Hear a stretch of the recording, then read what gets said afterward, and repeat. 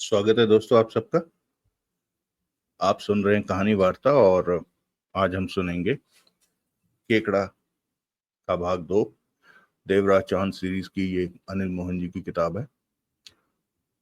हमने अब तक देखा कि जगमोहन और देवराज चौहान को एक खास किस्म की डील ऑफर हुई है, तो उस बारे में हम अगले हिस्से में जानते हैं कि क्या हो रहा है।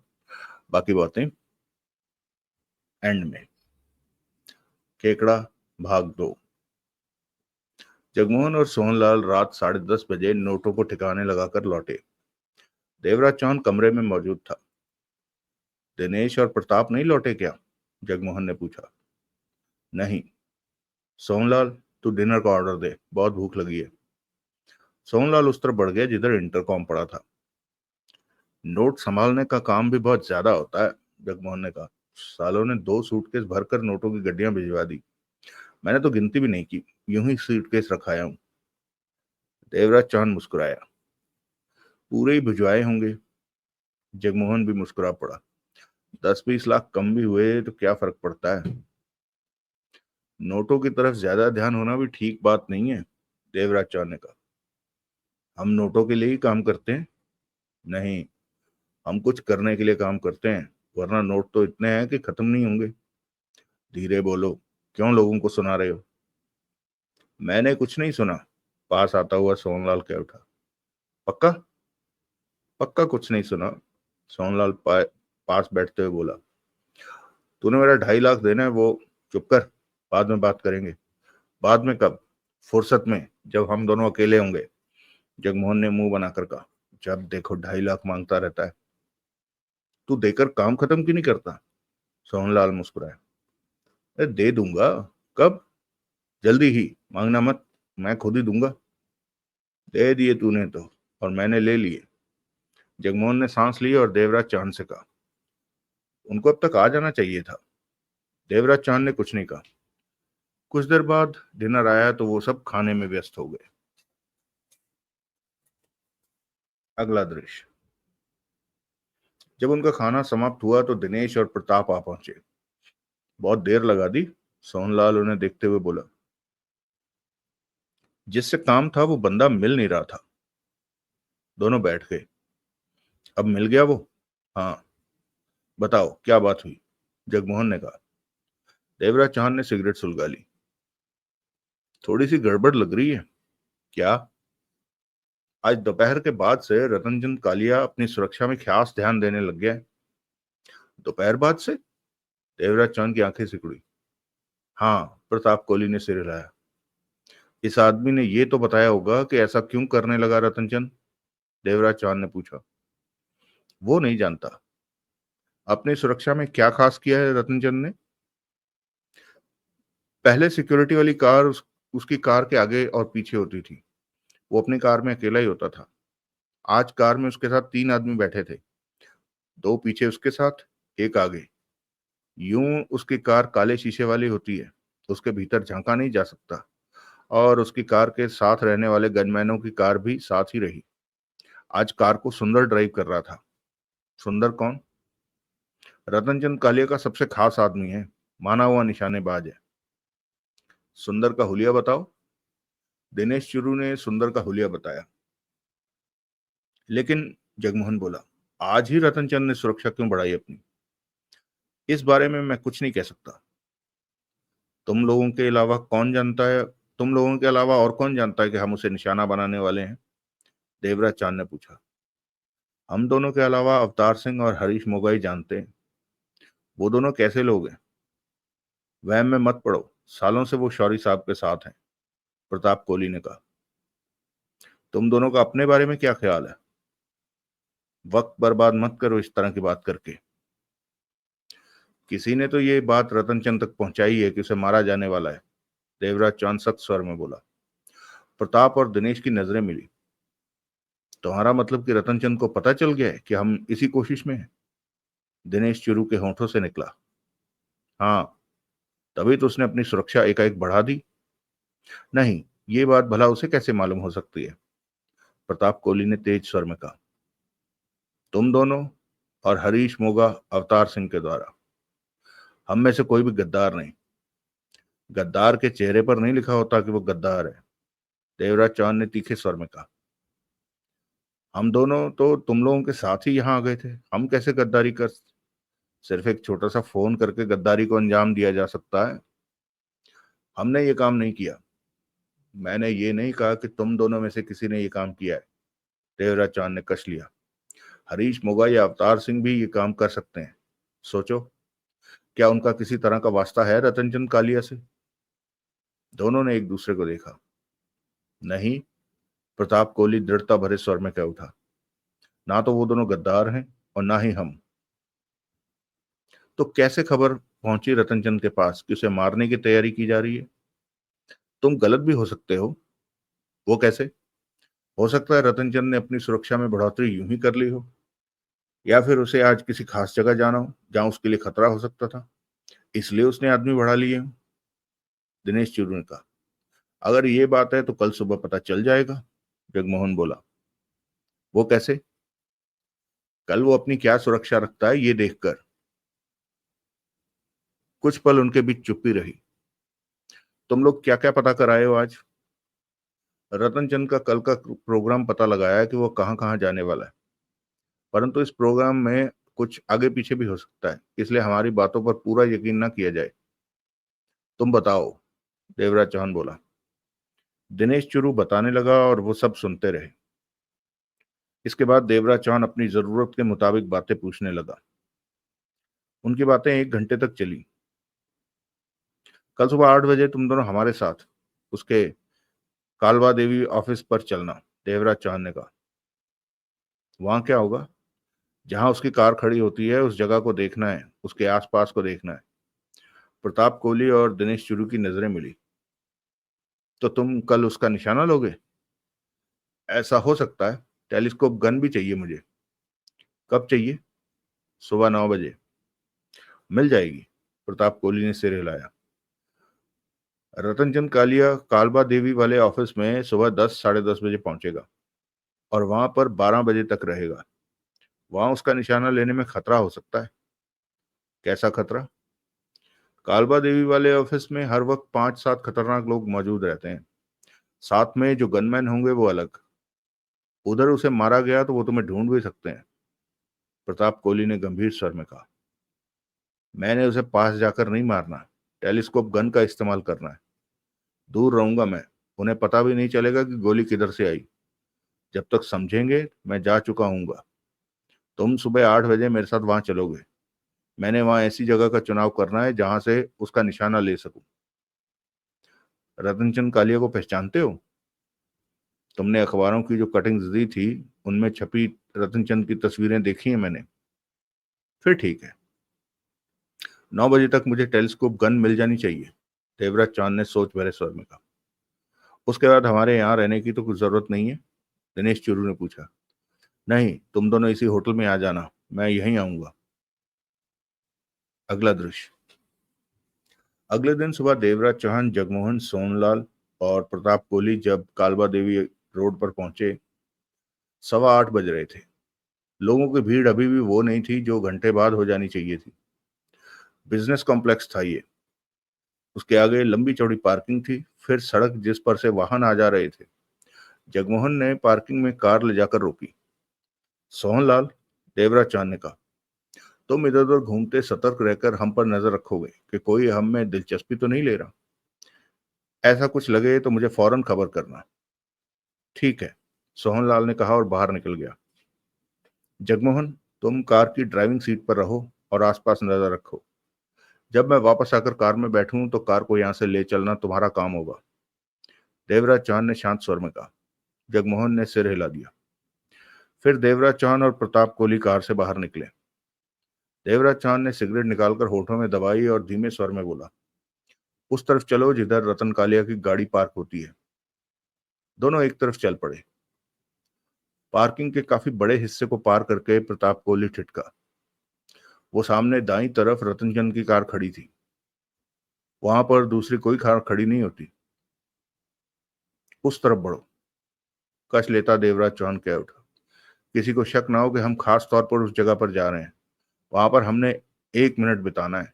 इस दौरान हम में बराबर बातें होती रहें, ताकि कोई देखे तो यही सोचे कि हम अपनी किसी उलझन में फंसे पड़े हैं। सब कुछ सामान्य ढंग से होना चाहिए। समझ गया। चलो। दोनों आगे बढ़े और फिर एक जगह कोहली ठिठका तो देवराज चांद रुक गया। ठीक इसी जगह रतनचंद की कार खड़ी होती है जहां इस वक्त हम खड़े हैं। दोनों बातें करने लगे, इस तरह कि देखने वाले को लगे कि उनमें कोई बहस छिड़ी हुई है। साथ ही साथ देवराज चांद की नजरें आसपास की इमारतों पर फिर रही थी। कार की डिग्गी किस तरफ होती है? एकाएक देवराज चांद ने पूछा। तुम्हारी तरफ। कार खड़ी करने के पश्चात एक गनमैन हमेशा कार के पास ही रहता है, प्रताप कोहली ने बताया। दोनों की बहस जैसी बातें चल रही थी, फिर देवराज चांद बोला, यहां से चलो। दोनों आगे चल पड़े। क्या देखा वहां से? उधर जो 4 मंजिला इमारत है उसकी पहली मंजिल की खिड़की मुझे चाहिए जिस पर एसी लिखा हुआ है।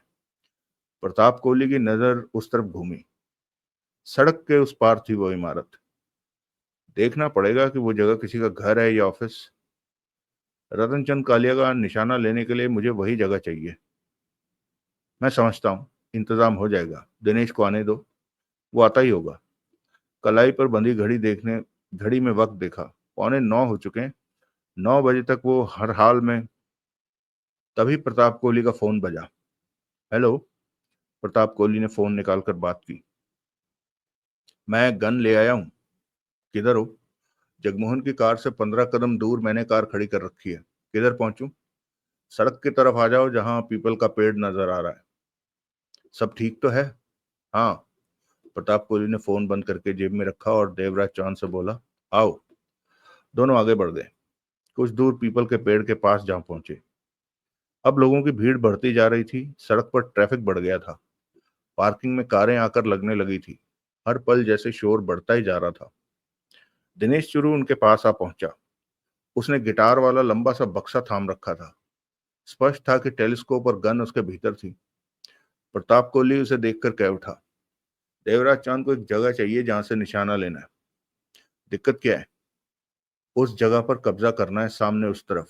अभी पता नहीं कि वो घर है या कोई ऑफिस। यहाँ ऑफिस ही होंगे, घर होने की संभावना कम ही है।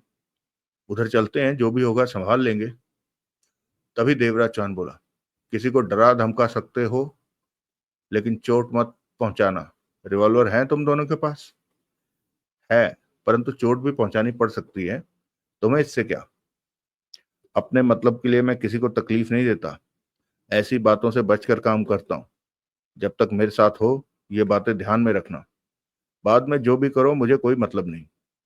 देवराज चांद ने आदेश भरे स्वर में कहा। मेरी बात से बाहर जाकर कोई काम करने की चेष्टा की तो मैं तुम्हें छोड़ूंगा नहीं। तुम जैसा चाहोगे वैसा ही होगा देवराज चौहान। हम चाहते हैं तुम शौरी साहब का काम पूरा कर दो। आओ। फिर तीनों सड़क पार करने लगे उस तरफ जाने के लिए। सड़क पार की। कुछ आगे बढ़े तो ऊपर जाती 2.5 फीट की चौड़ी सीढ़ियां दिखी, जिनकी शुरुआत सड़क के किनारे पर से ही हो रही थी। आगे आगे प्रताप कोहली था, बीच में देवराज चौहान और पीछे गिटार का कवर थामे दिनेश चुरू। वो ऊपर पहुंचे तो वहां 2 फुट चौड़ी सीमेंट की बनी राहदारी दिखी। इधर, वो जगह इधर है। देवराज चौहान कहते हुए एक तरफ बढ़ा। यहाँ ऑफिस भी बने हुए थे और रहने को घर भी। सब कुछ मिला जुला ही था। देवराज चौहान एक बंद दरवाजे पर ठिठका।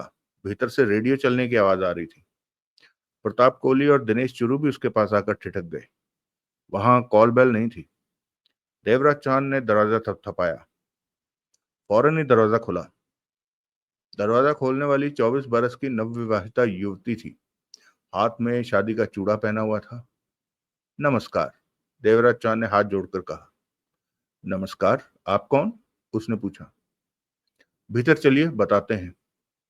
तभी युवती के पीछे एक युवक आ पहुंचा जो कि उसका पति ही था। क्या बात है शालू? कौन है ये लोग? तभी देवराज चौहान युवती को एक तरफ करके भीतर प्रवेश करता चला गया। प्रताप कोहली और दिनेश चुरू ने भी ऐसा ही किया। ये आप भीतर क्यों आ रहे हैं? युवक ने कहना चाहा।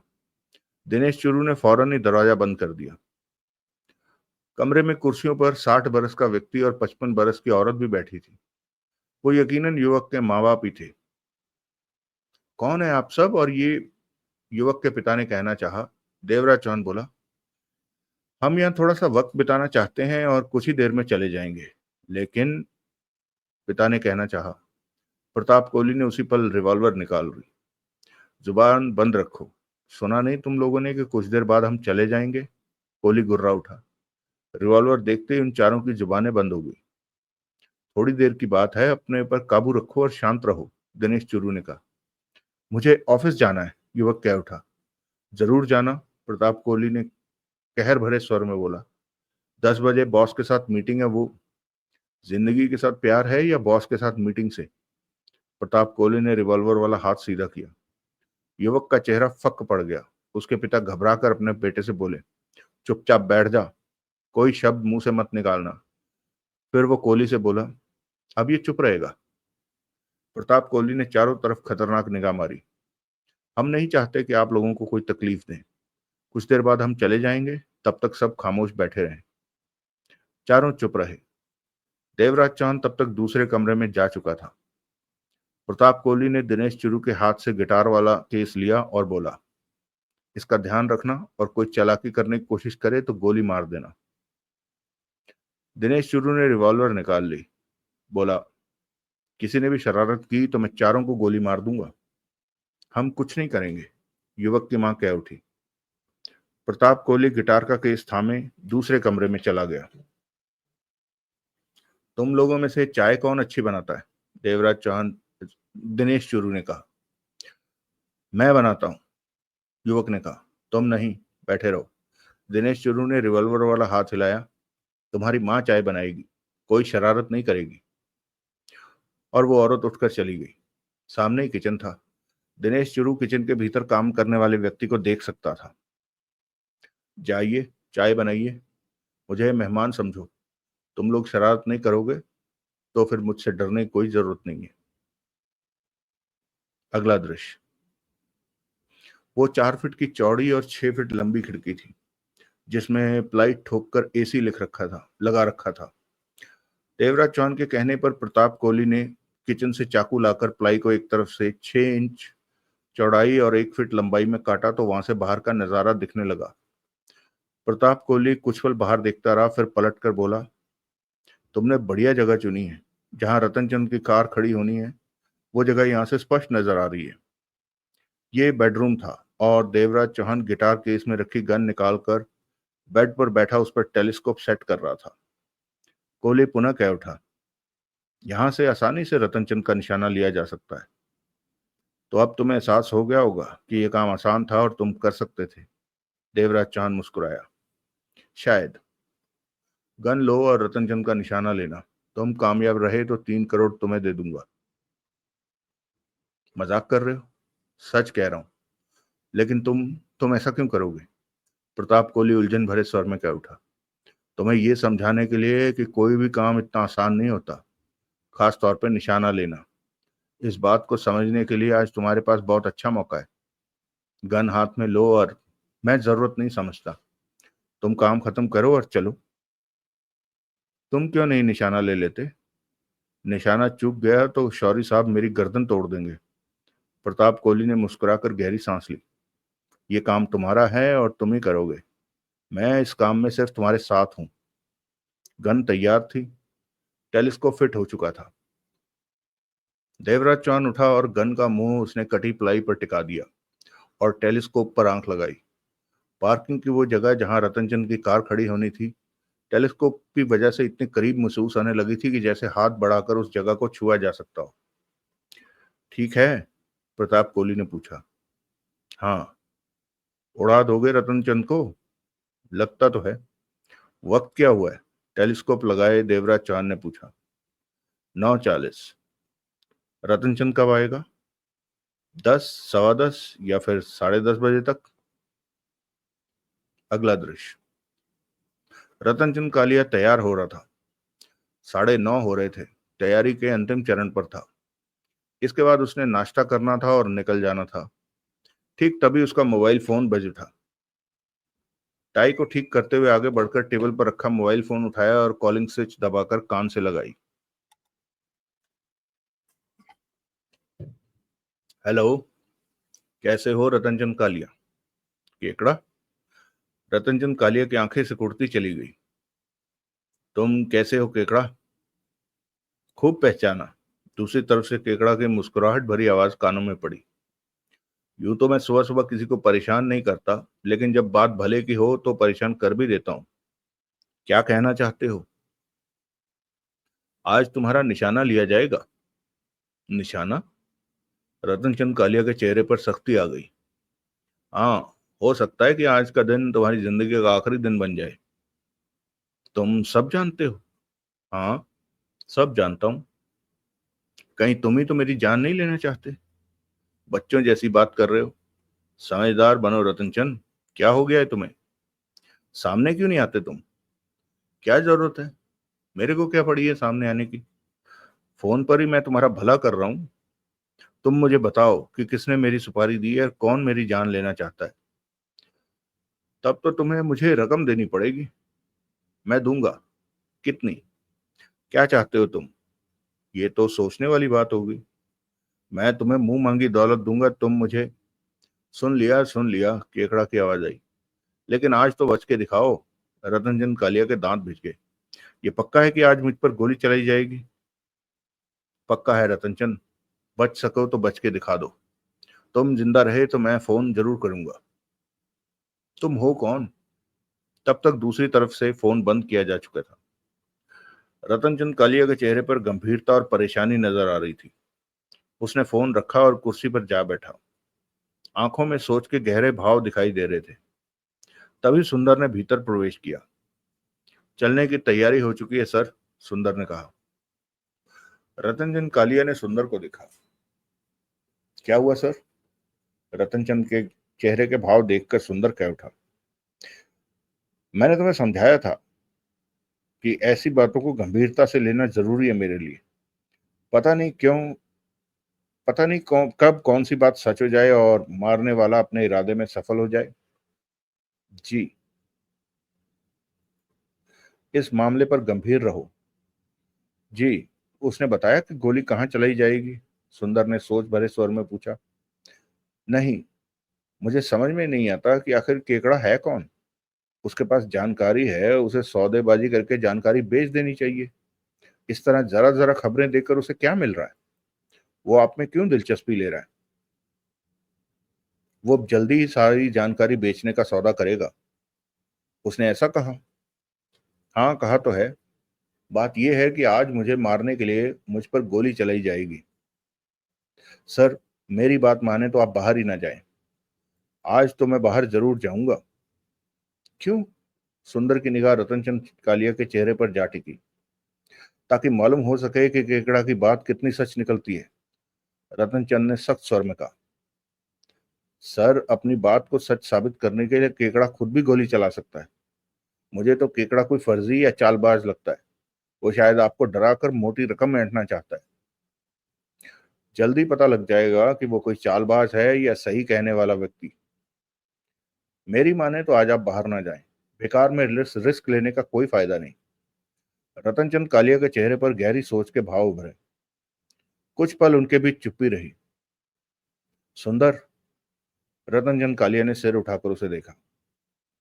अब एक ही रास्ता बचा है। क्या? आरडीएक्स? आरडीएक्स? सुंदर चौंका। आप आप आरडीएक्स को इस मामले में लेना जरूरी हो गया है, क्योंकि मेरी जिंदगी का सवाल है। वो तीनों खतरनाक हैं और सॉरी, वो तीनों खतरनाक हैं और मेरे लिए नहीं। वो पहले भी मुझे बचा चुके हैं। सर, आप भूल गए कि पिछली बार काम खत्म करके उन्होंने काफी बड़ी रकम की मांग रखी थी, और वो रकम, और आपने वो रकम देने से मना कर दिया था, तो उन्होंने आप पर ही रिवॉल्वर रख दी थी। कोई बात नहीं। रतनचंद मुस्कुरा पड़ा। फिर भी वो मेरे काम के हैं। सुंदर ने गहरी सांस लेकर कहा। मेरे ख्याल में तो इस मामले में अभी उनकी जरूरत नहीं। मुझे आरडीएक्स की जरूरत महसूस हो रही है। वही इस मामले को देखेंगे। अगर किसी ने मेरी मौत की सुपारी किसी को दी है और कोई मुझे मारना चाहता है, तो उससे वही निपटेंगे। सुंदर रतनचंद कालिया को देखता रहा। आरडीएक्स को फोन लगाओ, रतनचंद कालिया ने कहा। सोच लीजिए सर। रतनचंद कालिया ने कठोर नजरों से सुंदर को देखा। सुंदर सिर झटक कर आगे बढ़ा और मोबाइल फोन उठाकर मिलाने लगा। रतनचंद कालिया फोन पर थिरकती उसकी उंगलियों को देख रहा था। दूसरी तरफ बेल हुई तो सुंदर ने फोन उसकी तरफ बढ़ा दिया। बेल हो रही है सर। रतनचंद कालिया ने फोन कान से लगाया। चेहरा सख्त हुआ पड़ा था। हेलो। दूसरी ओर से मर्द की आवाज कानों में पड़ी। राघव। कुछ पल चुप्पी के पश्चात वही आवाज कानों में पड़ी। रतनचंद हो तुम? हाँ। कहो। मैं मुसीबत में हूं। हमें जो याद करता है वो मुसीबत में ही करता है। खुशी में हम किसी को याद नहीं रहते। कोई मेरी जान लेना चाहता है। कैसे पता? केकड़ा नाम का आदमी मुझे फोन करके बताता है कि मेरे नाम की सुपारी दी गई है। कल की बात है। और आज उसने मुझे फोन करके बताया कि आज मुझे शूट करने की कोशिश की जाएगी। रतनचंद ने स्थिर भाव में कहा। केकड़ा कौन है? मैं नहीं जानता। वो अपने बारे में नहीं बताता और जिसने मेरी सुपारी दी है उसके बारे में भी नहीं बताता। उसके बारे में भी नहीं बताता जो मुझे मारना चाहता है। लेकिन साथ ही वो ये भी कहता है कि वो उन दोनों को जानता है। चाहता क्या है केकड़ा? जानकारी के बदले मोटी रकम लेना चाहता है। तो रकम उसे दे दो। तुम्हारे पास तो बहुत दौलत है। अभी वो सौदा करने को तैयार नहीं है। टाल रहा है। कहता है आज बच जाओ तो शाम को बात करूंगा। हरामी लगता है केकड़ा। मुझे तुम तीनों की जरूरत है। आज तो हम नहीं आ सकते। प्लीज राघव, मैं खतरे में हूं। तुम आज नहीं आ सकते। मुफ्त की सलाह देता हूं कि आज घर पर ही रहो। नहीं, मेरा जाना जरूरी है और मैं ये भी देखना चाहता हूं कि केकड़ा की बात कितनी सच निकलती है। देखने देखने में मर जाओगे। तभी तो तुम तीनों को बुला रहा हूं। कल से पहले हम नहीं आ सकते। तो मुझे बताओ मैं क्या करूं? मैंने बाहर जाना है और मैंने मरना भी नहीं है। इस बारे में तुम्हें एक्स्ट्रा ही सलाह दे सकता है। होल्ड करो। रतनचंद कान से फोन लगाए रहा। करीब 2 मिनट बाद एक्स्ट्रा की आवाज कानों में पड़ी। सुना तुम मरने जा रहे हो? तुम लोग ना आए तो शायद मैं जिंदा ना बचूं। आज हम बहुत व्यस्त हैं। देर रात बाद फुर्सत मिलेगी। कल आ जाएंगे। राघव ने बताया सारा मामला। बताओ मैं क्या करूं? तुम बाहर कैसे जाते हो? सुरक्षा का क्या इंतजाम है? मुझे बताओ। रतनचंद कालिया सब इंतजामों के बारे में बताने लगा। सब कुछ बताकर रतनचंद चुप हुआ। तुम्हारा वो सुंदर भी तो है। सुंदर क्या करेगा? यह मामला अभी तक पूरे अंधेरे में है। रतनचंद कालिया ने कहा। अगर आज किसी ने मुझ पर हमला नहीं किया तो मैं समझूंगा केकड़ा बोकस व्यक्ति है। यूं ही डरा रहा है। हम्म। कार में तुम दो आदमियों के बीच फंसकर बैठते हो? एक्स्ट्रा की आवाज आई। हाँ। कार पर काले शीशे हैं और बाहर से भीतर नहीं देखा जा सकता। नहीं देखा जा सकता। ऐसे में अगर कोई तुम पर गोली चलाता है तो वो कार के बीचों बीच बैठे आदमी को मारना चाहेगा। तुम बीच में न बैठकर दाएं या बाएं बैठना। कोशिश करना ड्राइवर के पीछे वाली जगह पर बैठना। वहां ज्यादा सुरक्षा मिलेगी। अगर बाहर से गोलियां चलाई जाती हैं तो। ठीक है, मैं ऐसा ही करूंगा। मेरी बात सुरक्षा की गारंटी नहीं है। सिर्फ एक चांस है बच निकलने का। तुम कब आओगे? हमें बुलाने की जल्दी मत करो। खर्चे का सौदा है हम। पहले अपनी तसल्ली कर लो कि वास्तव में हमारी जरूरत है। थोड़ा बहुत काम हो तो सुंदर भी देख लेगा। जब बहुत ज्यादा जरूरत लगे तब फोन करना। अभी तो तुम्हारे सामने स्पष्ट भी नहीं है कि तुम्हें कोई मारना चाहता है भी या नहीं। तुम सिर्फ केकड़ा की बातें सुन रहे हो। ठीक है, मैं देखता हूँ। उधर से एक्स्ट्रा ने फोन बंद कर दिया। क्या बात हुई सर? देखते हैं कि आज क्या होता है। कुछ हुआ तब आरडीएक्स को फाइनल फोन करूंगा। मैं अब भी कहता हूं कि आप बाहर ना निकले। रतनचंद कालिया ने सुंदर को देखा और शांत स्वर में कहा। बार बार ये बात मत कहो। मैं कार के भीतर उसी तरह बैठूंगा जैसे रोज बैठता हूँ। परंतु दरवाजा बंद करते ही मैं ड्राइवर के पीछे वाली जगह में बैठूंगा। बीच में नहीं। ऐसा क्यों? हर कोई जानता है कि मैं बीच में बैठूंगा। ऐसे में वो लोग बीच में बैठे आदमी का निशाना लेने की कोशिश करेंगे। ओह। ये बात एक्स्ट्रा ने बताई मुझे। जो भी हो, आरडीएक्स काबिल लोग हैं। यूं ही खतरनाक नहीं कहे जाते। इकट्ठे हो जाएं तो सच में आरडीएक्स बारूद से कम नहीं। वक्त आने पर बारूद से भी ज्यादा खतरनाक हो जाते हैं। सुंदर मुस्कुरा कर कह उठा। अगला दृश्य। 9:50 हुए थे। देवराज चांद ने गन खिड़की से हटाई और पलटकर प्रताप कोहली से बोला, उन लोगों का पता चल जाएगा कि गोली उन लोगों को पता चल जाएगा कि गोली कहां से चलाई गई? पक्का। सॉरी, उन लोगों को पता चल जाएगा कि गोली कहां से चलाई गई है? पक्का। हाँ, गोली चलते ही वो सीधे इधर ही दौड़े चले आएंगे। लेकिन गन में तो साइलेंसर लगा है, उससे कोई फर्क नहीं पड़ता। वो गोली आने की दिशा को फौरन पकड़ लेंगे। उसके साथ कितने आदमी होते हैं? 4 तो होते ही हैं, ज्यादा हों तो पता नहीं। गोली चलाने के बाद हमें यहाँ से निकलने का वक्त नहीं मिलेगा, देवराज चांद ने कहा। ये तो गड़बड़ वाली बात है। देवराज चांद ने आगे बढ़कर कटी प्लाई से बाहर झांका। सड़क पार पार्किंग में अभी भी वो जगह खाली थी जहां रतनचंद कालिया की कार आकर लगती थी। आसपास की अधिकतर जगह कारों से भर गई थी। वक्त आगे सरकता जा रहा था। वक्त हो रहा है। प्रताप कोहली ने कलाई पर बंधी घड़ी पर निगाह मारी। कहीं तुम ये तो नहीं सोच रहे कि यहाँ को छोड़कर किसी और जगह रतनचंद कालिया को घेरेंगे? अगर मैं सोचूं तो तुम्हें क्या समस्या है? कुछ नहीं, मैं तुम्हारे पीछे हूं। जो तुम कहोगे वही मुझे मंजूर होगा। आखिर काम तो तुमने ही करना है। देवराज चांद ने सिगरेट सुलगाई, कश लिया। चेहरे पर सोच के भाव थे। इस बारे में कुछ सोच रहे हो क्या? हाँ, तुम दूसरे कमरे में जाओ, उन चारों लोगों के हाथ पांव बांध कर दिनेश के साथ यहाँ आ जाओ। प्रताप कोहली बिना कुछ कहे दूसरे कमरे में चला गया। देवराज चौहान रह रहकर बाहर देख रहा था। 5-6 मिनट बाद कोहली दिनेश के साथ वहां आ गया। उन चारों के हाथ बांध दिए हैं, पांव भी। मुंह खुला है और उन्हें समझा दिया है कि आवाज निकली तो गोली मिलेगी। कोहली बोला, तुम करना क्या चाहते हो? दिनेश चुरू बोला, इस मंजिल पर आसपास छोटे छोटे ऑफिस हैं। देवराज चौहान बोला। हाँ, प्रताप कोहली ने सिर हिलाया। किसी एक जगह पर कब्जा जमा लो ताकि जो हमें पकड़ने आए तो उनसे बचा जा सके। Good idea. वो दोनों जाने लगे तो देवराज चौहान बोला, दरवाजा बाहर से बंद करते जाना। दोनों तुरंत कमरे से बाहर निकल गए। देवराज चौहान को दरवाजा बंद होने की आवाज आई। उसके बाद उसने कटी प्लाई के सामने देखा। अभी तक वहां कार नहीं लगी थी। देवराज चौहान दूसरे कमरे में पहुंचा। मियाँ बीवी, बहू बेटे चारों के हाथ बंधे हुए थे। वो फर्श पर पड़े थे। कुछ ही देर की तकलीफ है, देवराज चौहान बोला। मजबूरी है, वरना ये तकलीफ ना दी जाती। मुझे पूरी आशा है कि आप में से कोई मुंह से तेज आवाज निकाल कर मरना पसंद नहीं करेगा। हम कुछ नहीं कहेंगे, 60 वर्षीय व्यक्ति घबरा कर कह उठा।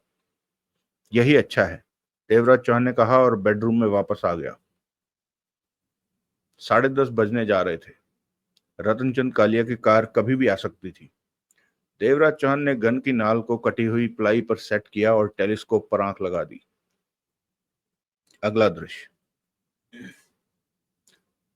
10:40 देवराज चौहान ने मैरून कलर की कोरोना कार ठीक उसी जगह पार्क होती देखी। इसके शीशे काले रंग के थे। यहां तक कि ड्राइवर ड्राइवर वाले भी, यानी कि सामने के शीशे पर भी काली फिल्म लगी हुई थी। ऐसे में कार के भीतर क्या हो रहा है बाहर से देखा नहीं जा सकता था। टेलीस्कोप पर आंख लगाए देवराज चौहान सारा नजारा इस तरह स्पष्ट देख रहा था जैसे कार पास ही खड़ी हो। गन के ट्रिगर पर उसकी तर्जनी उंगली जा चुकी थी। तभी 4 लोग और आए और उन्होंने कार को घेर लिया। उसी पल ड्राइवर वाला दरवाजा खुला और सुंदर बाहर निकला, जिसने कमीज पैंट पहन रखी थी। टेलीस्कोप की वजह से देवराज चौहान ने जाना कि उसकी जेब में रिवॉल्वर रखी हुई है। उसने फौरन आगे बढ़कर पीछे वाला दरवाजा खोला और जेब में हाथ डाले, यानी कि रिवॉल्वर पर हाथ रखे सावधानी से खड़ा हो गया। कार से एक व्यक्ति निकला। देवराज चौहान ने महसूस किया कि इस व्यक्ति की तस्वीर उसने अखबार में नहीं देखी थी। बाहर निकलकर वो दरवाजे के पास ही खड़ा हो गया था। जो 4 लोग कार के आसपास आ खड़े हुए थे वो भी अब खुले दरवाजे की तरफ बढ़ गए। सब काम खामोशी से हो रहा था। आसपास से सामान्य ढंग से लोग आ जा रहे थे। तभी दूसरा व्यक्ति कार से बाहर निकला। वो रतनचंद कालिया ही था। टेलीस्कोप के जरिए देवराज चौहान ने उसे आसानी से पहचान लिया कि वही उसका शिकार है। देवराज चौहान ने उसे निशाने पर रखने की चेष्टा की। फिर तीसरा आदमी भी पीछे वाले दरवाजे से बाहर निकला। एकाएक देवराज चौहान को ऐसा लगा जैसे रतनचंद कालिया को भीड़ ने घेर लिया हो। उसके आसपास 6 आदमी थे जिनके भीतर रतनचंद कालिया फंसा पड़ा था। देवराज चांद ने उसे निशाने पर लेने की चेष्टा की, परंतु वो इस तरह घिरा पड़ा था कि उसे निशाने पर नहीं लिया जा सकता था। फिर वो सब सामने आ रहे दरवाजे की तरफ चल पड़े।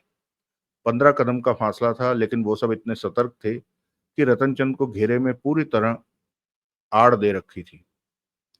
देवराज चौहान निशाना ढूंढता रह गया और वो सब उस दरवाजे के भीतर प्रवेश कर गए। देवराज चौहान की निगाह कार के आसपास जा टिकी। सुंदर अभी भी वहां खड़ा आसपास नजरें घुमा रहा था। एक आदमी उसके पास पहुंचा। दोनों में कुछ बात हुई। वो आदमी कार के पास खड़ा रहा और सुंदर उस दरवाजे की तरफ बढ़ गया। देवराज चौहान उसके बाद भी टेलीस्कोप पर नजरें टिकाए रहा। फिर उसने वहां से आंख हटाई, ऑर्गन को बेड पर रखा और उसके बाद वो दूसरे कमरे में गया। चारों उसी तरह बंधे पड़े थे। आप लोगों को कोई तकलीफ तो नहीं हुई? नहीं, हम ठीक हैं, उस बूढ़े व्यक्ति ने कहा। कुछ चाहिए तो बता दीजिए। उनके इनकार के पश्चात देवराज चांद वापस बेडरूम में आ गया। कटी प्लाई से सामने देखा। मैरून कलर की कोरोला कार के पास एक व्यक्ति टहल रहा था। देवराज चांद के होंठ सिकुड़ गए। वो बाहर ही देखता रहा। उसी पल दूसरे कमरे का दरवाजा खोले जाने की आवाज उभरी, फिर बंद होने की आवाज, उसके बाद कदमों की आवाजें। तब प्रताप कोहली ने भीतर कदम रखा। देवराज चांद ने वहां से नजर हटाकर कोहली को देखा। किसी ऑफिस पर कब्जा किया? देवराज चौहान ने पूछा। हाँ, एडवर्टाइजिंग का एक ऑफिस है। एक युवती और चपरासी था वहां। दिनेश चुरू ने उन्हें संभाल रखा है। कहने के साथ ही उसने कटी प्लाई से बाहर झांका। वो अभी तक नहीं आया क्या? वो आ गया है। उसकी कार खड़ी है। प्रताप कोहली ने पलट कर उसे देखा। तुमने बाहर ध्यान नहीं दिया? बाहर ही देख रहा था। रतनचंद को मैंने देखा। फिर? वो अपने आदमियों से घिरा हुआ था। 6 आदमियों ने उसे इस तरह घेर रखा था कि उसके पास हवा के अलावा कोई दूसरा ना पहुंच सके। ऐसी घेराबंदी तभी होती है जब उसे मालूम हो कि उसका निशाना लिए जाने वाला है। तुम्हारा मतलब कि उसे पता है कि तुम उसे गोली मारने वाले हो? मैं नहीं, कोई भी। उसे यह पता है कि उस पर गोली चलेगी, तभी तो ऐसी घेराबंदी की गई है। मैं नहीं जानता। मानोगे तो आगे सोच सकोगे। कोई उसे खबरें पहुंचा रहा है। असंभव। देवराज चौहान ने सिगरेट सुलगा ली। सीधी तरह क्यों नहीं कहते कि तुम उसका निशाना नहीं ले सके? प्रताप कोहली ने उसे घूरा। क्योंकि वो घेरे में था, लेकिन मौका अभी गया नहीं है। वो कैसे? वो वापस भी तो आएगा। तब भी घेरे में हुआ तो? ऐसा हुआ तो फिर दूसरा मौका देखेंगे। देवराज चौहान ने कश लिया। मेरे ख्याल से तुम्हें रतनचंद के घेरे में होने की परवाह नहीं करनी चाहिए। यानी कि तुम चाहते हो एक को मारने के लिए मैं साथ में 2 और को मार दूं? क्या हर्ज है? हम उनकी परवाह क्यों करें? मुझे परवाह है। मैंने सिर्फ रतन का निशाना लेना है। देवराज चौहान ने शांत स्वर में कहा। यह काम मेरा है। तुम इस बात की परवाह मत करो कि वो कब मरेगा। ये सोचो कि उसे खबरें कौन दे रहा है। कोई भी नहीं। तुम, दिनेश चुरू, हरीश मोगा या अवतार सिंह, हम चारों में से कोई गद्दार नहीं है। इस तरह सोचना छोड़ दो। रतनचंद कालिया का पहले भी घेरे में इसी तरह रहता था? नहीं, ये मैंने अभी तुम्हारे मुंह से सुना है, देखा नहीं है। देख लेना जब वो बाहर निकले। प्रताप कोहली के चेहरे पर गंभीरता नजर आ रही थी। वो बोला, हो सकता है उसे किसी और दुश्मन के बारे में खबर मिली हो कि वो उस पर हमला कर सकता है। ऐसे में सतर्क रहने लगाओ। ऐसे इत्तेफाकों को मैं नहीं मानता। देवराज चौंद कश लेता बेड पर बैठ गया। बाहर नजर रखो। रतनचंद 1 घंटे से पहले भी बाहर आ सकता है, देवराज चौंद ने कहा। प्रताप कोहली कटी प्लाई के पास पहुंचकर बाहर देखने लगा। तभी देवराज चौहान का फोन बजा। हेलो। मेरे ख्याल में अभी रतनचंद आया था। जगमोहन की आवाज कानों में पड़ी। हाँ, लेकिन उसका निशाना लेना आसान नहीं था। उसके आदमियों ने उसे घेर रखा था। क्या तुम्हें ऐसा नहीं लगता कि उसे शक हो गया कि उसे गोली मारी जाएगी? मुझे ऐसा लगता है, लेकिन प्रताप कोहली नहीं मान रहा। उसकी बात छोड़ो। काम हमने पूरा करना है, उसने नहीं। 3 करोड़ हमने लिए हैं, उसने नहीं। जगमोहन ने तीखे स्वर में कहा। सवाल ये पैदा होता है कि उसे कैसे शक हो गया कि वो किसी खतरे में है? क्या किसी ने उसे बताया? अवश्य बताया होगा। रतनचंद सतर्क हो चुका है। ऐसे में उस पर हाथ डालना कठिन हो सकता है। कहीं पर तो लापरवाह होगा ही। कब तक सतर्क रहेगा? क्या मतलब? अभी वो बाहर भी निकलेगा। शायद तब मौका मिले उसे उड़ाने का। बाकी सब ठीक है? हाँ, इधर सब ठीक है। उसकी कार के पास फिर एक आदमी खड़ा है।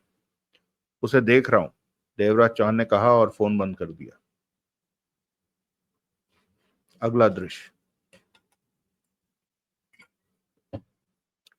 12:30 बजे थे।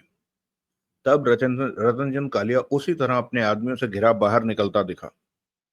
उसे 6 आदमियों ने घेरा हुआ था और सुंदर 2 कदम आगे चल रहा था, परंतु उसकी निगाह हर तरफ फिर रही थी। वो कार के पास पहुंचकर ठिठका और पीछे का दरवाजा खोला और खड़ा हो गया। रतनचंद ने भीतर प्रवेश किया, उस सीट पर जा बैठा।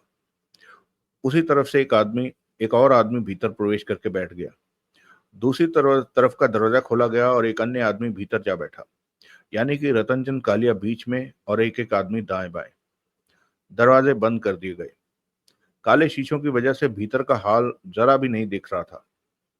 दरवाजा बंद होते ही रतनचंद ने दाईं तरफ बैठे व्यक्ति से जगह बदल ली।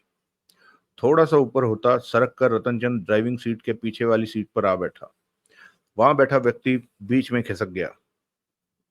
सुंदर ने वहां खड़े आदमियों से कहा, तुम लोग कार के पीछे आओ, कार चलाना है। लेकिन वहां का रास्ता तो खराब है, हमें रास्ता बदल कर जाना होगा। एक आदमी बोला, क्या खराब है? उधर सड़क की मरम्मत हो रही है। सुंदर को क्या पता था कि बातें करके इस वक्त वो अपना कीमती वक्त बर्बाद कर रहा है। अगला दृश्य। गन के ऊपर लगे टेलीस्कोप से देवराज चांद की आंख लगी हुई थी। रतनचंद कालिया के बाहर आने से लेकर अब तक का सब कुछ देख रहा था वो। इस वक्त सुंदर अपने आदमियों से बात कर रहा था। देवराज चौहान के ठीक पीछे प्रताप कोहली भी बची खुची झिरी से बाहर देखने की चेष्टा कर रहा था। तभी देवराज चौहान कह उठा, मैं रतनचंद को शूट करने जा रहा हूं। पागल हो क्या? वो नजर नहीं आ रहा? इससे कोई फर्क नहीं पड़ता। वो कार के भीतर बैठा है, शीशे काले हैं, वो दिखाई कहां से दे रहा है तुम्हें जो उसका निशाना लोगे? पीछे वाली सीट पर वो कहां बैठा है कोहली? देवराज चौहान की नाल को प्लाई पर टिकाए हुए, टेलीस्कोप पर आंख लगाए हुए, उसकी उंगली ट्रिगर पर कसी हुई थी। बीच में दाएं बाएं उसके 2 आदमी बैठे हैं और मैं बीच वाले का सर उड़ाने जा रहा हूं। कार का पिछला हिस्सा इसी तरफ था। प्रताप कोहली ने सूखे होंठों पर जीभ फेरी, कहा कुछ नहीं। ठीक इसी पर डिश की आवाज उभरी। देवराज चौहान ने टेलीस्कोप से देखा, कार के पीछे वाले शीशे के ठीक बीचों बीच एक छेद हो गया है। कर दिया काम, प्रताप कोहली के होंठों से निकला। अगला दृश्य। रतनचंद कालिया के चेहरे पर खून के गर्म गर्म छींटे पड़े। उसने चौंक कर गर्दन घुमाई। तभी बगल में यानी बीच में बैठे गनमैन को उसने आगे लुढ़कते देखा। आगे की दोनों सीटों के बीच उसका सिर जा फंसा था। उसकी गर्दन के ऊपर सिर के पीछे वाले हिस्से में गोली लगी थी और वहां से खून तेजी से बाहर निकलने लगा। रतनचंद ने चौंक कर पीछे गर्दन घुमाई। शीशे में छेद दिखा।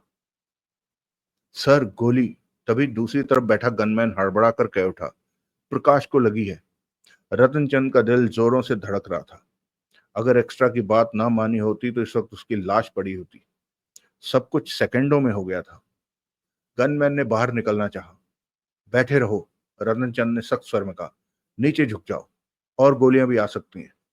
तभी सुंदर ने तभी सुंदर ने ड्राइविंग डोर खोला और भीतर बैठने के लिए, परंतु भीतर बैठते बैठते ठिठक गया।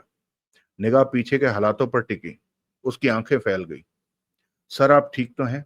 उसके होंठों से निकला। हाँ, केकड़ा ने सही कहा था कि मुझ पर हमला होगा। गोली चलाई गई। अगर मैं बीच में बैठा होता तो।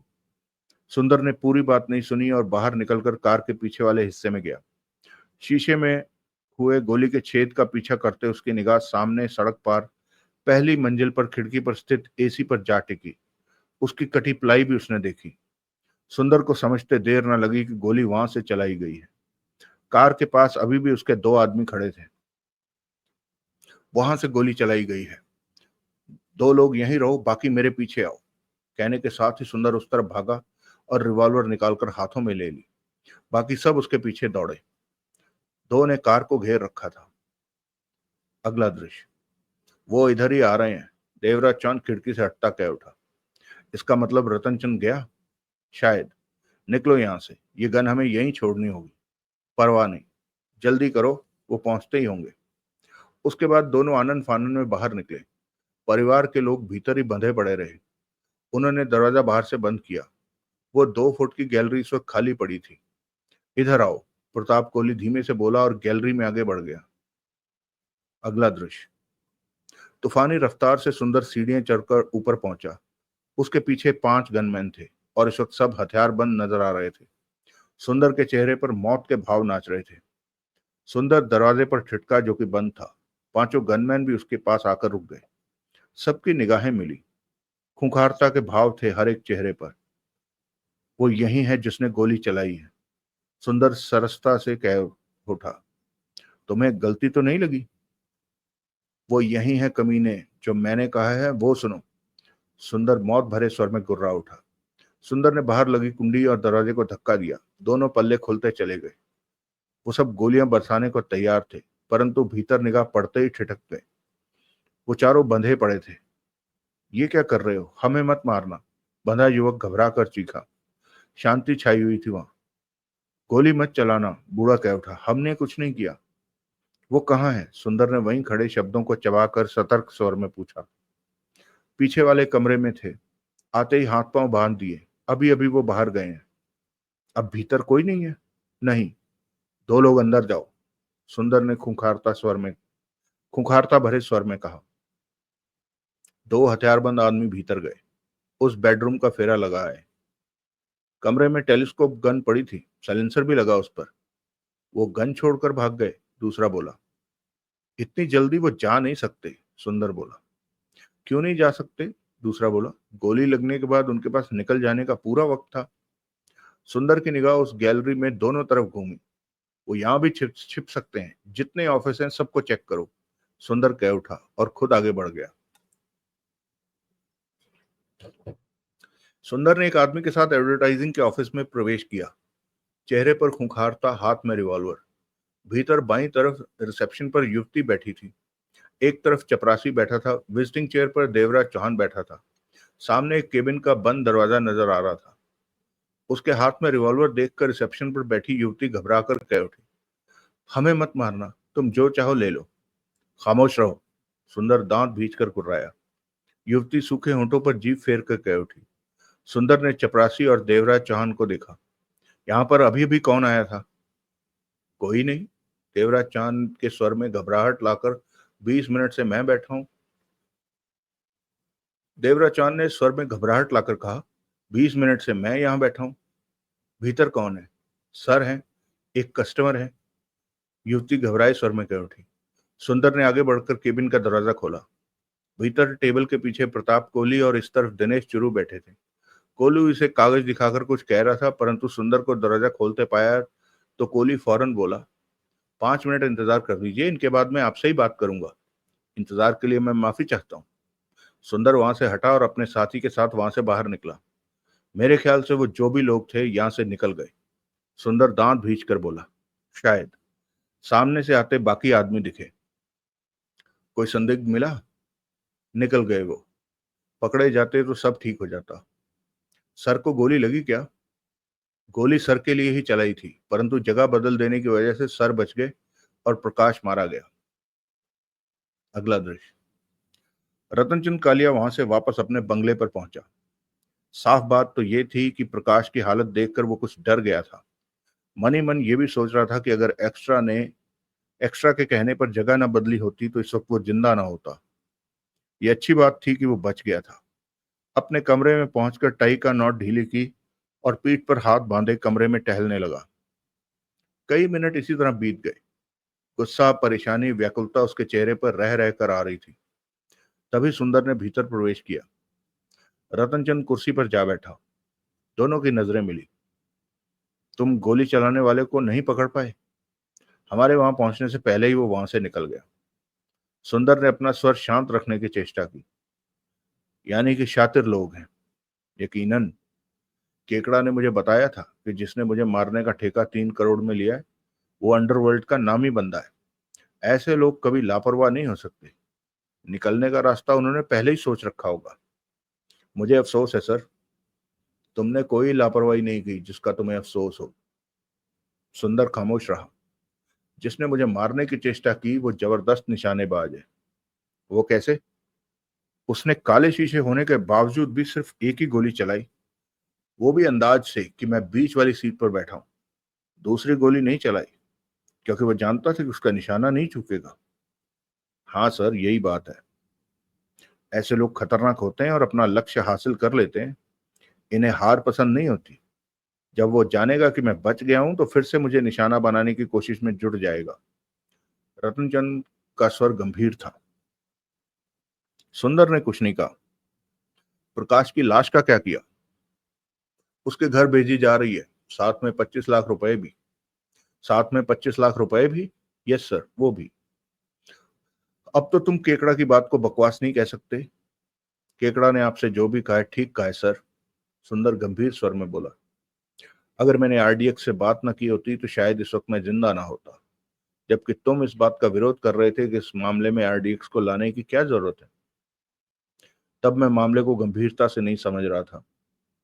एक्स्ट्रा की सलाह से मैं बच गया। मैं उसे धन्यवाद देता हूँ। अब क्या करें सर? आपका क्या हुक्म है? सुरक्षा मजबूत कर दो। मैं आरडीएक्स को बुला रहा हूँ। जब तक नहीं आते जिम्मेदारी तुम्हारी होगी। कोई गड़बड़ नहीं होनी चाहिए। मैं ना तो बाहर जाऊंगा और ना ही किसी से मिलूंगा, क्योंकि अब ये बात स्पष्ट हो चुकी है कि मेरी जान को खतरा है। मैं ऐसा कोई रिस्क नहीं लेना चाहता कि मेरी जान चली जाए। जी सर। जाओ, मुझे अकेला छोड़ दो। सुंदर चला गया। तभी फोन बजा। दूसरी तरफ उसकी पत्नी सोनिया थी। कहो, आज तो तुमने आना है। आना तो था, लेकिन मेरे मायके वाले और मुझे और बच्चों को आने नहीं दे रहे। रुकने की जिद कर रहे हैं। कोई बात नहीं, जब तक ठीक लगे रुक जाओ। ठीक है। मैंने इसी बात के लिए फोन किया था। रतनचंद ने फोन बंद किया और आरडीएक्स का नंबर मिलाने लगा। नंबर लगा, फिर डी यानी कि धर्मा की आवाज कानों में पड़ी। हेलो, धर्मा। रतनचंद बोल रहा है। जिंदा हो अभी? मुझ पर अभी बहुत ही अच्छे ढंग से हमला किया गया। रतनचंद ने शांत स्वर में कहा। बचे कैसे? एक्स्ट्रा की सलाह से। मेरा गनमैन मारा गया। तो कार में जगह बदल चुके थे जब गोलियां चली? हाँ, लेकिन गोली एक ही चली। जो मेरा निशाना लेना चाहता था वो आत्मविश्वास से भरा इंसान था। समझदार लोग गोलियां खराब नहीं करते। मुझे तुम तीनों की जरूरत है, क्योंकि मैं अभी मरना नहीं चाहता। पिछली बार तुमने रकम को लेकर झगड़ा किया था। तुम लोगों ने रकम ज्यादा मांगी थी। तुम्हें बचाने में हमने खतरा भी उठाया था। ये क्यों भूलते हो कि हम भी अपनी जान खतरे में डालते हैं? पैसा इस बार भी उतना ही लेंगे जितना पहली बार लिया था। सोचकर फोन कर देना। सोचने की क्या जरूरत है? रतनचंद कालिया ने गहरी सांस ली। आ जाओ। ठीक है, हम कल आएंगे। आज आते तो? आज वक्त नहीं है। तुम में से कोई एक ही आ जाओ तो मुझे हौसला होगा। हम तीनों ही व्यस्त हैं। एक बात को बार बार क्यों कहते हो? कल कब आओगे? तुम्हारे मरने से पहले पहुंच जाएंगे। आरडीएक्स वक्त पर तुम्हारे पास पहुंचेंगे। तब तक बाहर मत निकलना। बाहर हो तो वापस घर पहुंचकर बंद हो जाओ। बहादुरी दिखाना छोड़ दो। कहकर दूसरी तरफ से धर्मा ने फोन बंद कर दिया। रत्नचंद ने भी फोन बंद किया और उसे बेड की तरफ उछाल दिया। अगला दृश्य। देवराज चौहान, जगमोहन, सोहनलाल, प्रताप कोहली और दिनेश चुरू होटल में मौजूद थे। तुम्हारा काम हो गया, जगमोहन बोला। अब खिसकते नजर आओ। काम होने की खबर नहीं आई, दिनेश चुरू बोला।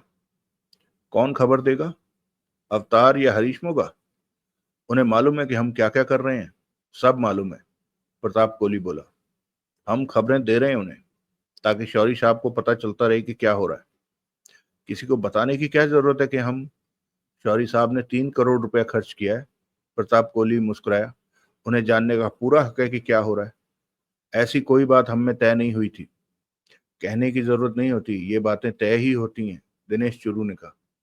अब पता करो, अपनी तसल्ली करो। और तभी दिनेश चुरू का मोबाइल बजा। कहो। दिनेश चुरू ने फोन कान पर लगाया। दूसरी तरफ हरीश मोगा था। बहुत घटिया निशानेबाज है देवराज चौहान। क्या हुआ? दिनेश चुरू के माथे पर बल पड़े। देवराज चांद ने गोली रतनचंद के साथ बैठे गनमैन को मारी है। उसका नाम प्रकाश है। ये नहीं हो सकता, उसके होठों से निकला। यही हुआ है। हरीश मोगा की आवाज कानों में पड़ी। दिनेश चुरू ने होंठ भींच लिए। सबकी निगाह उस पर थी। क्या बात है? प्रताप कोहली पूछ बैठा। क्या बात है? प्रताप कोहली पूछ बैठा। रतनचंद कार में कहाँ बैठा था? ड्राइवर के पीछे वाली सीट पर। ओ, फिर ऐसा हो सकता है, क्योंकि गोली तो बीच वाले पर चलाई गई थी। तेरे से बाद में बात करता हूं मोगा। दिनेश चुरू ने कहकर फोन बंद किया और देवराज चौहान से बोला, तुम्हारा निशाना चूक गया देवराज चौहान। रतनचंद नहीं, उसका गनमैन प्रकाश मारा गया है। रतनचंद कहाँ बैठा था? देवराज चौहान ने पूछा। ड्राइवर की पीछे वाली सीट पर। बीच में नहीं? नहीं। तभी तो वो बच गया। देवराज चौहान और प्रताप कोहली की नजरें मिली। वो कहाँ बैठा था? देवराज चौहान के होंठ हिले। पीछे, बीच वाली जगह में। प्रताप कोहली हक्का बक्का सा बोला। उसके भीतर जाने के बाद एक गनमैन ने भीतर प्रवेश किया था, तो फिर उसकी जगह कैसे बदली गई? प्रताप कोहली देवराज चांद को देखता रहा। बोलो, रतनचंद के बैठने की जगह कैसे बदल गई, जबकि वो पीछे बीच में बैठा था? तुम ठीक कहते हो, प्रताप कोहली के होंठों से निकला। उस तक हमारी खबरें पहुंच रही हैं। वो जानता है कि हम या उससे कोई मारना चाहता है। देवराज चांद ने सिगरेट सुलगाकर कश लिया। बाहरी लोगों को दिखाने के लिए वो कार के भीतर इस तरह बैठा कि देखने वाले को लगे कि वो बीच में ही बैठेगा। हम भी यही समझे, जबकि कार के दरवाजे बंद होने के पश्चात उसने अपनी जगह और बदल ली कि अगर कोई उसे मारना चाहे तो वो धोखा खा जाए, और यही हुआ। प्रताप कोहली ने सूखे होंठों पर जीभ फेरी। कोई हमारी खबरें उसे दे रहा था। पहले तुमने बात नहीं मानी। तब तब मैंने सोचा तुम यूं ही कह रहे। प्रताप कोहली ने गहरी सांस ली। हमारी बातें बाहर जा रही हैं। ये तो बहुत गलत बात है, दिनेश चुरू बोला। देवराज चांद ने कश लेकर प्रताप कोहली और दिनेश को देखा। तुम्हें कुछ तो अंदाजा होगा कि कैसे खबरें बाहर जा रही हैं। दोनों ने एक दूसरे को देखा। हमारे द्वारा तो बाहर नहीं जा रही बातें। तो किसके द्वारा हो रहा है ये सब? देवराज चौहान बोला। हम प्रताप कोहली को देखते हुए दिनेश चुरू ने कहा, हरीश मोगा, अवतार सिंह या फिर शौरी साहब को बताते हैं कि यहाँ क्या होने जा रहा है। इसके अलावा और कुछ नहीं बताते। तुम्हारा मतलब कि उन तीनों से ही बातें बाहर जा रही हैं, या फिर रतनचंद को सब कुछ मालूम हो जाता है? दिनेश चुरू ने बेचैनी से प्रताप कोहली को देखा। पर जो भी हो, गड़बड़ तो है ही, प्रताप कोहली ने कहा। मैं तुम्हें सलाह देता हूं, दिनेश चुरू बोला। जरूर दो। तुम हमें इस मामले से अलग कर दो, उसके बाद तुम ये काम करो। मेरे ख्याल में ठीक रहेगा। ये ठीक नहीं रहेगा। क्यों? जो भी रतनचंद को हमारी खबरें पहुंचा रहा है उसे पता चल जाएगा। देवराज चांद ने कहा। कैसे? वो कभी तो कोई गलती करेगा। प्रताप कोहली देवराज चांद को देखने लगा। देवराज चांद ने कश लिया। उसका पता जाने कब मिले। उसकी वजह से हमें नुकसान भी पहुंच सकता है। वो हमें ऐसे ही नुकसान पहुंचा सकता है जैसे कि आज हुआ, यानी कि रतनचंद बच गया। मेरे ख्याल में, जगमोहन ने पूछा। कोहली ठीक कह रहा है, हमें इन्हें अपने से अलग कर देना चाहिए। मैं भी सहमत हूं जगमोहन की बात से, सोहनलाल बोला। जो जैसा चल रहा है वैसा ही चलेगा, कोई बदलाव नहीं होगा। देवराज चौहान ने सपाट स्वर में कहा। कोई कुछ नहीं बोला। रतनचंद कालिया इस वक्त कहाँ है? क्या पता? कोहली ने दिनेश चुरू से कहा। तुम पता करो। दिनेश चुरू ने फोन निकाला और नंबर मिलाने लगा। नंबर लगा, फिर उधर से आवाज कानों में पड़ी। हेलो, मैं बोल रहा हूँ। तुम फंसवाओगे मुझे। कितनी बार कहा है कि जब ड्यूटी पे हूं तो फोन मत किया करो। रतनचंद कहाँ है? अपने बंगले पर। यहाँ पर सुंदर ने तगड़ा पहरा लगवा दिया। वहां से वो सीधा बंगले पर आया? हाँ। वो बचा कैसे? तुम्हें पता ही है। वो तो बीच में बैठा बैठा था, फिर वो साइड में कैसे हो गया? दिनेश चुरू ने पूछा। आवाज नहीं आई। बोलो। तुम्हें बहुत दिनों से नोट नहीं दिए? दिनेश चुरू के कानों में आवाज पड़ी। तुमने बहुत दिनों से नोट नहीं दिए? दिनेश चुरू के कानों में आवाज पड़ी। आज ले लेना, सतीश के पास जाना, वो तुम्हें 10,000 दे देगा। मैं उसे फोन कर देता हूँ। सिर्फ 10,000? और क्या चाहते हो? 20 तो हो। ठीक है, 20 ले लेना। ये बताओ रतनचंद ने जगह कैसे बदली? दिनेश चुरू ने पूछा। आरडीएक्स की वजह से। आरडीएक्स? दिनेश चुरू के माथे पर बल पड़ गए। रतनचंद आरडीएक्स की सहायता लेने जा रहा है। आज सुबह उसकी आरडीएक्स से बात भी हो गई है। उन्होंने ही कहा कि कार में बैठने के पश्चात वो जगह बदल लिया करें। उधर से आते शब्द दिनेश के कानों में पड़े। ओह, आरडीएक्स के बारे में नई खबर? वो कल यहाँ पहुंच रहे हैं रतनचंद को बचाने। हाँ। हम्म। ठीक है, मैं तुम्हें फिर फोन करूंगा। सतीश से 20,000 ले लेना, दिनेश चूरू ने कहा और फोन बंद करके देवराज चांद से कह उठा। आरडीएक्स से रतनचंद बात करता है। आरडीएक्स ने उसे कहा था कि कार में बैठने के पश्चात जगह बदल लिया करो। खूब, देवराज चांद अजीब से अंदाज में कह उठा। अब यह मामला गंभीर होने जा रहा है, दिनेश चूरू ने कहा। क्यों? प्रताप कोहली ने पूछा। कल सुबह आरडीएक्स की तिकड़ी रतनचंद कालिया के पास पहुंच रही है। ओह, तो रतनचंद कालिया ने उन्हें बुला लिया? प्रताप कोहली कह उठा। सालों को देख लेंगे, वो तीनों तोप हैं क्या? जगमोहन मुंह बनाकर बोला। तोप नहीं, बारूद हैं वो तीनों। आरडीएक्स यूं ही नहीं कहते उन्हें, दिनेश चुरू ने गंभीर स्वर में कहा। देखेंगे। जगमोहन का स्वर भी जिद से भर गया। देवराज चांद के होंठ सिकुड़ गए, गालों पर मुस्कान आने लगी। पहले कभी नहीं नाम सुना इस आरडीएक्स तिकड़ी के बारे में, सोहनलाल ने कहा। बेकार की हेकड़ी बना रखी होगी। वो तीनों बहुत खतरनाक हैं, किसी वहम में मत रहना, प्रताप कोहली ने चेताया। जगमोहन ने उसे घूरा, फिर कह उठा। आर से राघव, डी से धर्मा, एक्स से एक्स्ट्रा। मुझे तो ये नमूने महसूस हो रहे हैं। अगर तुम्हारा यही ख्याल रहा तो जल्दी मरोगे, दिनेश चुरू ने कहा। तुमने उन्हें देखा है? सोहनलाल ने पूछा। एक बार। देवराज चौहान ने टांगे फैलाई और सोफा चेयर पर पसरते कह उठा। रतनचंद के बारे में हमें हर खबर मिलती रहे और आरडीएक्स के बारे में भी। ये बात हम वहां स्थित अपने आदमी से कह देंगे। दिनेश, चल हम अपने कमरे में थोड़ा आराम कर लें। वो दोनों बाहर निकल गए। आज रतनचंद निपट गया होता अगर उसने जगह न बदल ली होती तो, जगमोहन तीखे स्वर में कह उठा। और ये सलाह उसे आरडीएक्स ने दी थी, देवराज चौहान बोला। जगमोहन और सोहनलाल ने उसे देखा। साधारण आदमी फोन पर सतर्कता भरी सलाह नहीं दे सकता, देवराज चौहान ने कहा। तुम कहना क्या चाहते हो? आरडीएक्स को कम मत समझो। मेरे ख्याल से वो तीनों परले दर्जे के खतरनाक लोग हैं।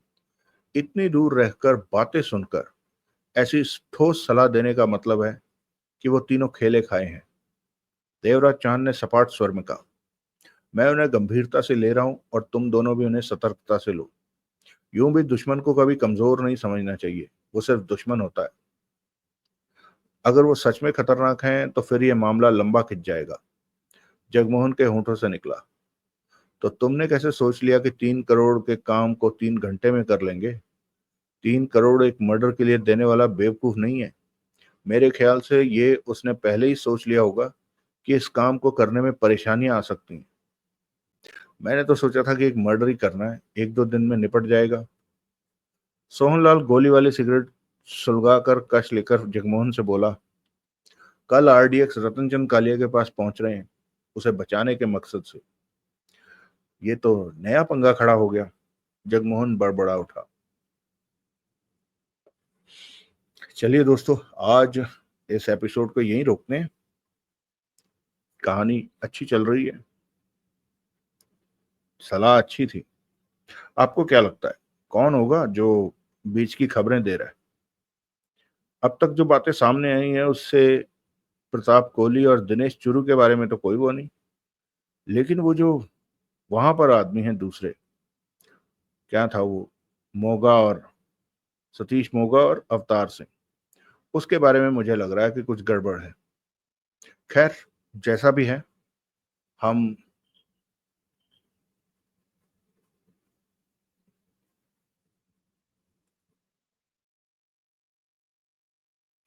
तो दोस्तों जैसा मैं कह रहा था, कहानी अच्छी चल रही है। देवराज चांद का काम होने ही वाला था और बीच में जो कोई खबरें देने वाला है वो इन दोनों में से कोई नहीं है। लेकिन है तो कोई जो धोखा दे रहा है। खैर, आने वाले भाग में हमें पता चल जाएगा कि होना क्या है। आप सबसे रिक्वेस्ट है कि चैनल को सब्सक्राइब करें और हमारा हौसला अफजाई करने के लिए कमेंट ज़रूर करें। आप सुन रहे हैं कहानी वार्ता और मैं हूं आप सबका दोस्त विक्रम। आप सब खुश रहें, स्वस्थ रहें, सुखी रहें। जय हिंद, वंदे मातरम।